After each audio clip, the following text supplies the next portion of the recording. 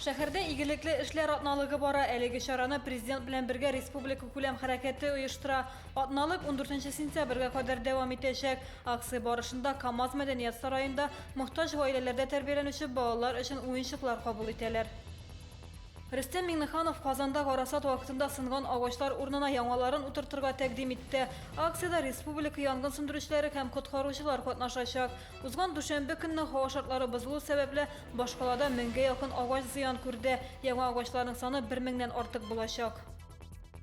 Кама инновацион кластерның 5 проектына 158 миллион сум күләмендә федераль субсидия бүленгән. Акчалата ярдәм электробус 2 проектын тормышка ашыру, ил робот техникасын прототиплау һәм үзләштерү үзәген үстерү, полимер материаллар һәм композитларны сынау буенча бәйсез үзәк төзү өчен җиһазлар сатып алу, Чаллыдагы IT парк бинасында дата үзәкне җиһазландыруга тотылачак. Динамо үзәгенең дзюдо буенча спорт секциясе 6-10 яшьтәге балаларны шөгыльләр өчен чакыра. Кызлар һәм малайлар өчен дәресләрне илнең спорт мастерлары, чемпионатлар җиңүчеләре уздырачак. Тулырак мәгълүматны 37 93 16 телефоны буенча белергә мөмкин. Бу һәм башка хакта тулырак яңалыкларның кичке чыгарылышында карый аласыз. Ул 19:10 эфирга чыга.